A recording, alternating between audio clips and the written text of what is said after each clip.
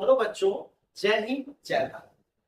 पता है, बहुत सारे बच्चों का ज्योमेट्री जब बनाते हैं तो उन्हें कंफ्यूजन रहता है कि सर स्टेटमेंट कैसे लिखना है और कहां से लिखना है। और बहुत सारे बच्चों यह स्टेटमेंट को गलत करते हुए आ जाते हैं। क्या करते हो आप लोग सो बताओ। आपको जब ज्योमेट्री बनाना रहता है तो आप डायग्राम यहाँ बना देते हो और यहाँ से लिखना शुरू कर देते हो। गलत। आप बोलोगे सर जब हम ऐसे भी बनाते हैं तो आपके स्कूल के शिक्षक नंबर नहीं काटते। हो सकता, लेकिन जब आप बोर्ड के एग्जाम देने जाते हैं और बोर्ड के एग्जाम में अगर अच्छे टीचर के हाथों में आपका कॉपी चला जाएगा तब आपका कितना नंबर कटेगा इन गलतियों के कारण, ये आपके अभी जो मार्क्स देने वाले शिक्षक है वो भी नहीं बता सकते। आखिर ज्योमेट्री जब हम बनाते हैं या लिखते हैं तो वो सबसे अच्छा मेथड क्या होता है। कभी ना करें ऐसी गलती जिससे कि आपका मार्क्स कट सके। तो अगर आप चाहते हैं कि ज्योमेट्री में सबसे अच्छे तरीके से एक भी नंबर नहीं कटे तो आपको कैसे अपने आंसरिंग करना है ज्योमेट्री के क्वेश्चन में, आज हम आपको इस वीडियो में बताते हैं विद एग्जाम। देखिए, सबसे पहली बात है कि अगर बाई चांस मान लीजिए कि ये आपका पूरा कॉपी है, सीट है, आपको लिखने का एरिया है, तो आप कोई भी क्वेश्चन का ज्योमेट्री में जब बनता है तो ज्यादातर क्वेश्चन में डायग्राम की जरूरत होती है और डायग्राम होता ही होता है। तो डायग्राम को ना सबसे पेज के राइट साइड पे आप डायग्राम को बनाओ।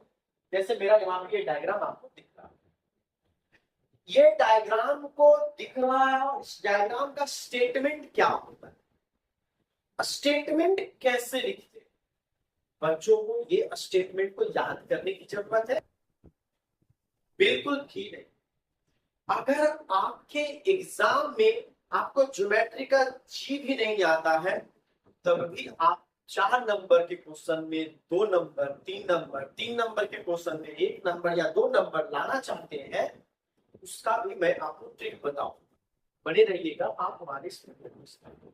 सबसे पहले डायग्राम यहाँ रहेगा, क्वेश्चन से गिवन इंफॉर्मेशन है, डायग्राम भी दिया हुआ फ्रॉम फिगर, तो यहाँ पर स्टेटमेंट लिख सकते हैं given from question and given from figure.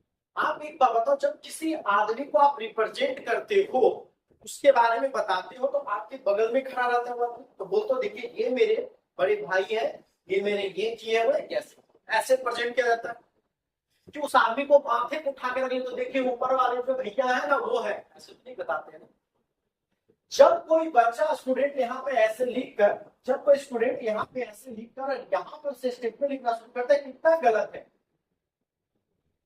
है ना।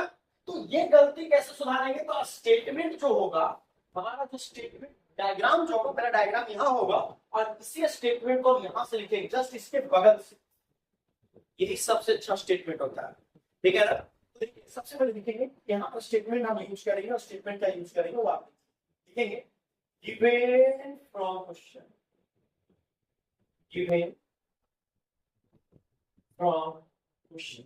स्टेटमेंट हो गया भाई। क्वेश्चन से मैं क्या लिख रहा हूँ, या गिवन फ्रॉम फिगर, अगर डायरेक्ट फिगर दिख रहा तो गिवन फ्रॉम फिगर भी आप यहाँ पे यूज कर सकते है ना। ये 2 स्टेटमेंट आप यूज कर सकते। कहां से दिया हो ये जानकारी, क्या दिया हुआ आपके लिए, इन क्वाड्रिलेटरल एबीसीडी। इन क्वाड्रिलेटरल के लिए आप शॉर्ट में ऐसे भी यूज कर सकते, इन क्वाड्रिलेटरल एबीसीडी। भाई क्या दिया हुआ है,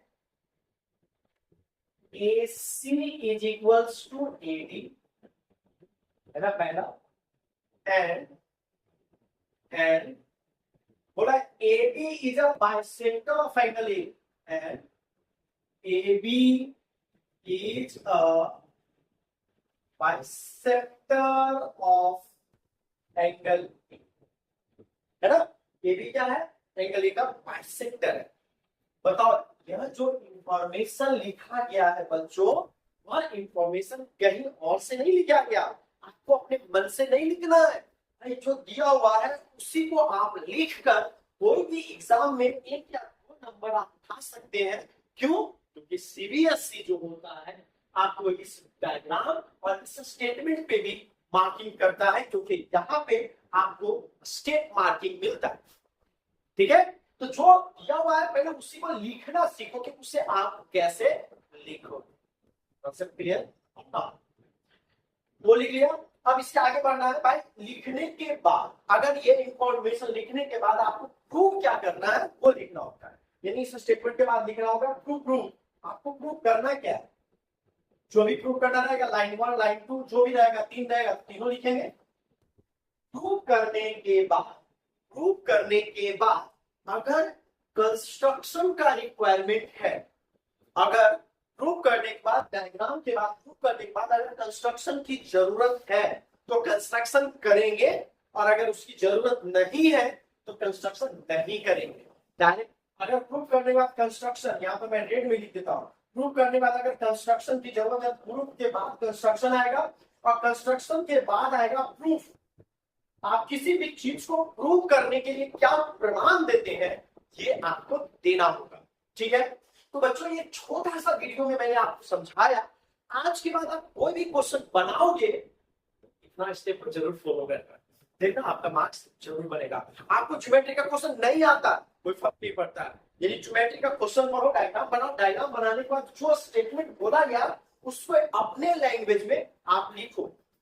जब आप अपने लैंग्वेज में लिखोगे तो आपको मार्क्स जरूर मिलेगा। ठीक है, ऐसे टिप्स एंड ट्रिक्स के लिए हमसे जुड़े हो रहे हैं, यानी महर्षि आईआईटी यूट्यूब चैनल को लाइक, सब्सक्राइब एंड दोस्तों के बीच में जितना हो सके उतना शेयर कीजिए। हम आपको बहुत अच्छे से, मतलब पास नहीं करवाएंगे, मेरा पास करवाना लक्ष्य नहीं है, आपको टॉपर बनाना लक्ष्य है। क्यों? तो पास तो आप ऐसे भी बनाकर यहाँ पर डायग्राम बनाओगे, यहाँ से स्टेटमेंट लिखोगे, यहाँ से स्टेटमेंट लिखोगे, यहाँ डायग्राम बना दोगे, वहां से भी कर सकते हैं, लेकिन टॉपर बनने के लिए आपको महर्षि आईआईटी यूट्यूब चैनल पे।